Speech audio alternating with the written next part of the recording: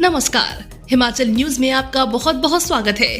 चलिए शुरू करते हैं आज की 10 फटाफट बड़ी खबरों से। सरकारी नौकरी की भर्ती में पारदर्शिता को लेकर सीएम सुक्खू का बड़ा ऐलान। मुख्यमंत्री सुक्खू ने कहा कि नवगठित हिमाचल प्रदेश राज्य चयन आयोग अपने कामकाज और कार्यप्रणाली में पारदर्शिता सुनिश्चित करने के लिए ग्रुप सी पदों की भर्ती परीक्षाओं के संचालन के लिए ठोस उपाय सुनिश्चित करेगा।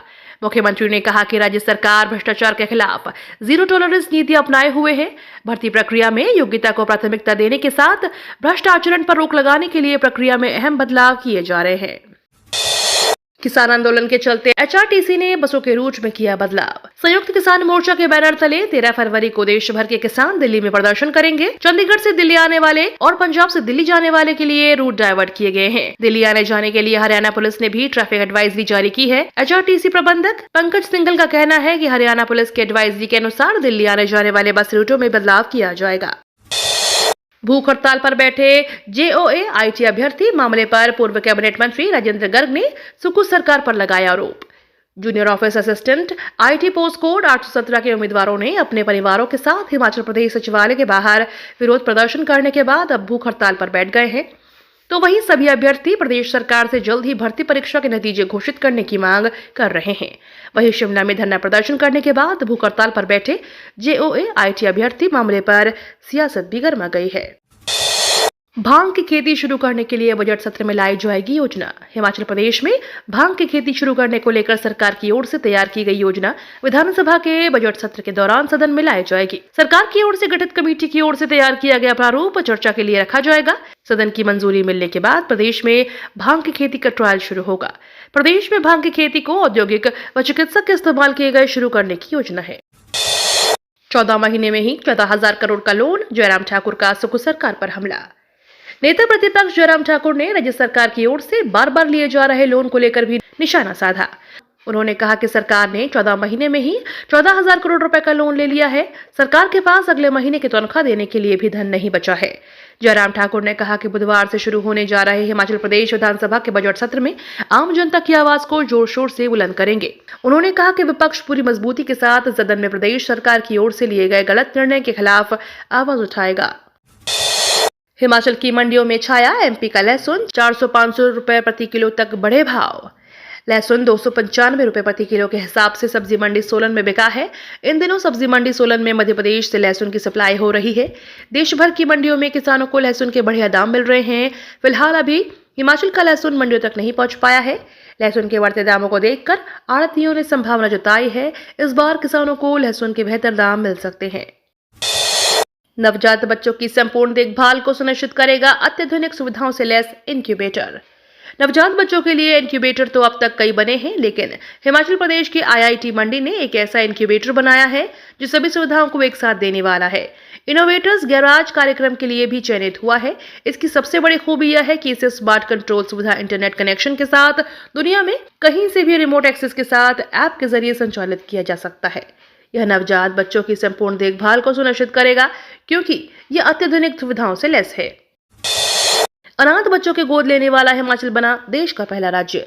मुख्यमंत्री सुखविंदर सिंह सुक्खू ने सत्ता संभालने के बाद सुख आश्रय योजना का शुभारंभ किया। इस योजना के तहत प्रदेश के 6,000 अनाथ बच्चों को चिल्ड्रन ऑफ द स्टेट का दर्जा दिया गया और कई बच्चों को इसका लाभ भी मिला है। सरकार ने पहला बड़ा निर्णय लेते हुए मुख्यमंत्री सुख आश्रय योजना आरंभ की, जिसके तहत राज्य सरकार द्वारा लगभग 6,000 अनाथ बच्चों को चिल्ड्रन ऑफ द स्टेट के रूप में अपनाने का निर्णय लिया गया। 26 फरवरी तक बकाया बिल नहीं देने पर कटेंगे बिजली कनेक्शन। विद्युत उपमंडल कोटखाई में बिजली बिल का भुगतान न करने पर बिजली बोर्ड उपभोक्ताओं पर कार्रवाई करेगा। बोर्ड ने बिजली बिल न चुकाने वाले उपभोक्ताओं को भुगतान करने के लिए 26 फरवरी तक का समय दिया है। कोटखाई विद्युत बोर्ड उपमंडल के सहायक अभियंता वरुण धीमान ने बताया कि बहुत से ऐसे उपभोक्ता हैं जो समय पर अपने बिजली बिल नहीं भरते हैं। बोर्ड ने लाखों रुपए की राशि ऐसे उपभोक्ताओं को वसूली है। डॉक्टरों को जल्द मिलेगा non practice allowance. Program officer लगाए जाएंगे एमबीबीएस डॉक्टर। प्रदेश सरकार डॉक्टरों का नॉन प्रैक्टिस अलाउंस जल्द बहाल करेगी। इसके अलावा एमबीबीएस डॉक्टरों को प्रोग्राम ऑफिसर लगाने पर भी मुख्यमंत्री सुखविंदर सिंह सुक्खू ने सहमति जता दी है। मेडिकल ऑफिसर एसोसिएशन के पदाधिकारियों ने सचिवालय में मुख्यमंत्री से मुलाकात की। मुख्यमंत्री ने कहा कि डॉक्टरों की मांगों को लेकर जल्द ही कदम उठाए जाएंगे। हिमाचल में गाड़ी स्क्रैप कराने पर बम्पर छूट।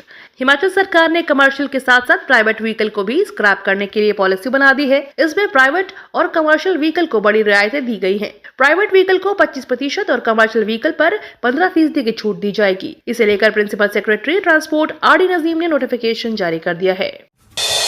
शिमला में जल्द ठीक हो जाएंगी टूटी सड़कें और रास्ते, बैठक में हुआ फैसला।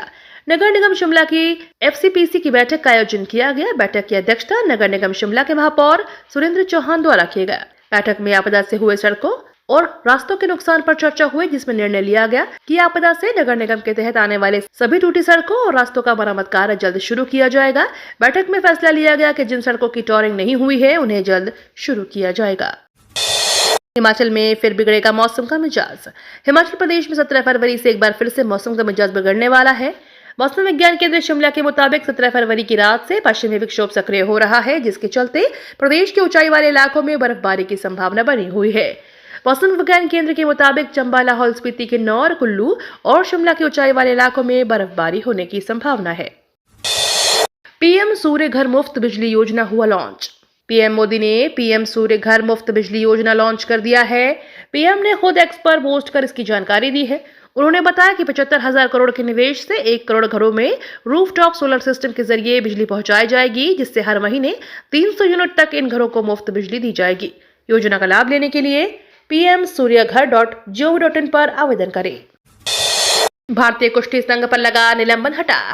यूनाइटेड वर्ल्ड रेसलिंग ने भारतीय कुश्ती संघ का निलंबन तत्काल प्रभाव से हटा दिया है। पहलवानों के विरोध के बाद खेल मंत्रालय ने नवनिर्वाचित भारतीय कुश्ती संघ को निलंबित कर दिया था। बता दें कि पहलवानों और भारतीय कुश्ती संघ के पूर्व अध्यक्ष ब्रजभूषण शरण सिंह के बीच विवाद काफी बढ़ा था। ये तो थी आज की 10 बड़ी खबरें। डेली खबरों से अपडेट रहने के लिए चैनल को सब्सक्राइब करना बिल्कुल ना भूलें।